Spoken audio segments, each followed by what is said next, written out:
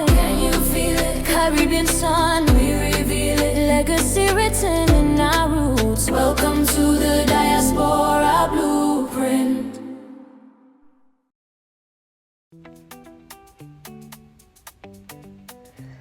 Welcome to the Diaspora Blueprint, the podcast for people in the diaspora who feel called to move, build, and rise in Africa or the Caribbean. This is not just a podcast. This is a wake-up call. Hi, I am SB, your host for today. So today we are talking about something many of us feel, but don't always say out loud. Why do so many of us feel stuck? Not lazy, not ungrateful, not weak, just stuck. Let's be honest about it. Many of us wake up every day and do what we're supposed to do. We go to work, we pay bills, we take care of our families, we handle business. From the outside, life looks fine, but inside, you feel tired in a way that sleep doesn't fix. You feel stressed even when nothing big is wrong. You feel like something is missing.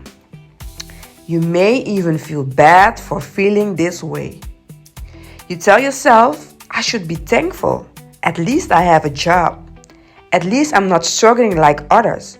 But deep down, you know something isn't right. You are living, but you don't feel fully alive. Many people in the diaspora live in places where they work and survive, but don't fully belong. You change how you speak at work. You act a certain way to fit in. You work extra hard just to be seen as good enough. You deal with small disrespect and stay quiet. You carry stress that other people don't see. That is heavy. That is tiring. Over time, that kind of life wears you down. And sometimes you start to wonder, who am I becoming here? When you visit Africa or the Caribbean, something feels different. You breathe easier, you feel seen, you feel culture around you, you feel rhythm, music, language, food, things that feel like home. Then you go back to your regular life and you feel the difference. That difference, it hurts. Let's talk about money. Many people in the diaspora are educated. You have degrees, you have skills, you have experience. But do you feel free? You make money, but everything is expensive. Rent, mortgage, car payments, insurance, taxes, childcare, food. You work hard, but your time is not your own. You ask for vacation days. You count how many sick days you have left. You look at your bank account and think, how am I making this much but still feeling stuck? That can feel like a trap. A nice trap, but still a trap. Many of us think about moving. We think about buying land, starting a business, living slower, building something that belongs to us. But then, fear shows up. What if I fail? What about hospitals? What about schools? What if I lose money? What will people say? So we push the dream away. We say, maybe later. Maybe when I save more. Maybe when the kids are older. Maybe when I retire. But later keeps moving and the dream stays on pause. Sometimes we call it being responsible, but sometimes it's fear. Home is more than a house. Home is where you feel safe. Home is where you don't have to explain yourself. Home is where culture is normal. Many people in the diaspora are not just thinking about moving.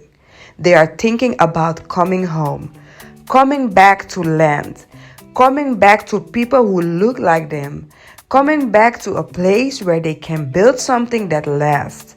That feeling is not crazy. It is not silly. It is real. Let me ask you something. What if you don't feel stuck because you failed? What if you feel stuck because you've grown? Maybe your mindset changed. Maybe your goals changed. And maybe your spirit wants more. But your environment stayed the same. When you grow but your space doesn't grow with you, it feels tight. It feels uncomfortable. It feels like being stuck. But maybe it's a sign that you are ready for something bigger. Think about this. Be honest with yourself. If fear was not in the way, if money could be figured out, if people's opinion didn't matter, would you still choose to live where you are for the next 10 years? Or would you explore something different? Don't answer fast. Sit with it. Write it down. Tell yourself the truth. Feeling stuck does not mean you're ungrateful. It does not mean you're weak. It might mean you're ready. Ready to learn, ready to plan, ready to build a new chapter, ready to think about Africa, ready to think about the Caribbean, ready to think about legacy.